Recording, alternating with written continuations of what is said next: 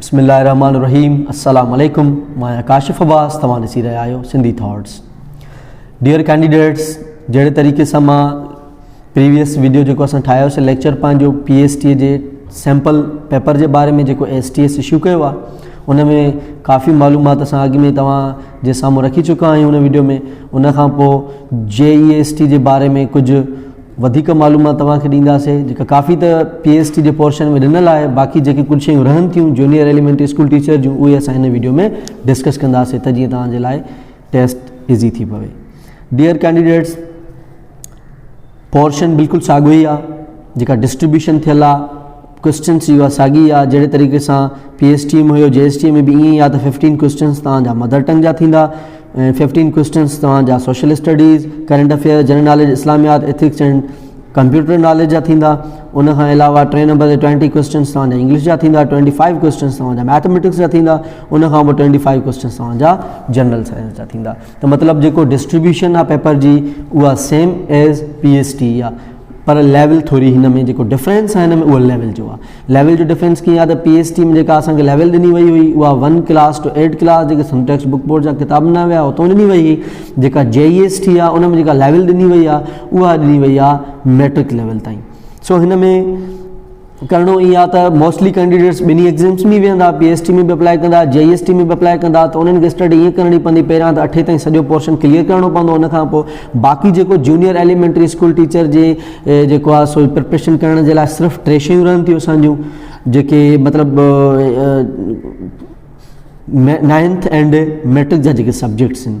Dear candidates, जेको matric जो सिंधी जो किताबु आहे उनखे थोरो टच करिणो आहे, उनजा लेसन्स खे अंडरस्टैंड करिणो आहे। उन खां पोइ 9th जी केमिस्ट्री, बायोलॉजी, मैट्रिक जी mathematics and physics. That means जेके असांजा 25 क्वेश्चन्स ईंदा मैथमेटिक्स ऐं जनरल नॉलेज आहे, उहे बि बेस्ड हूंदा असांजे जेको आहे सो 6th मैट्रिक क्लास ताईं। जेके असांजा साइंस जा बुक्स आहिनि जंहिंमें केमिस्ट्री अची वई, बायोलॉजी अची वई, फिज़िक्स अची वई, मैथमेटिक्स अची वई, या जेको आहे 6 to 8 जेको आहे जनरल साइंस। उन खां पोइ जेको असांजो इंग्लिश पोर्शन हूंदो उन में डेफिनेटली 9th ऐं मैट्रिक जे लेसन्स में जेके एक्सरसाइज़िस आहिनि उन्हनि मां सवाल अची सघनि था। असांजे लाइ इहो वधीक अहम रहंदो त असां सभ खां पहिरियां 6 खां 8 ताईं सॼो पोर्शन क्लियर करण खां पोइ असां डायरेक्टली जेको आहे सो 9th जी केमिस्ट्री एंड बायोलॉजी ते हलिया वञूं। उनखे कवर करण खां पोइ असां मैट्रिक जी फिज़िक्स ऐं मैथमेटिक्स ते हलिया वञूं। लास्ट में असां जेको आहे सो इंग्लिश जे पोर्शन खे कवर कयूं ऐं प्रॉपरली जेके हिननि जा असां नोट्स ठाहींदासीं ऐं उन्हनि खे रिपीट कंदा रहंदासीं त एग्ज़ाम में असांजे लाइ तमामु घणी आसानी थींदी।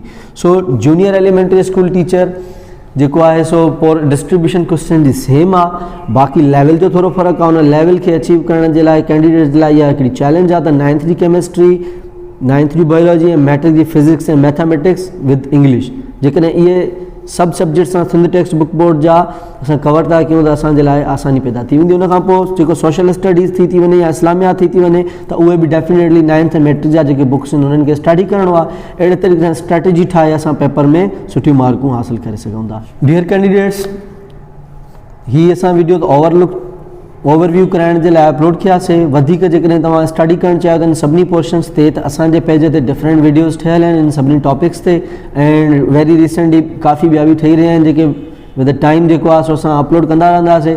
कीप ऑन विज़िटिंग, तव्हां उनखे विज़िट कंदा रहो ऐं ॾिसंदा रहो ऐं उन मां नॉलेज हासिलु कंदा रहो। अहिड़े तरीक़े सां तव्हांजी नॉलेज में बि इज़ाफ़ो थींदो, तव्हांखे फ्रूटफुल हैंड्स बि मिलंदियूं जंहिंजी मदद सां तव्हां अंडरस्टैंड करे सघंदो त असां कहिड़े तरीक़े सां प्रिपरेशन कयूं। Thank you so much for watching this video.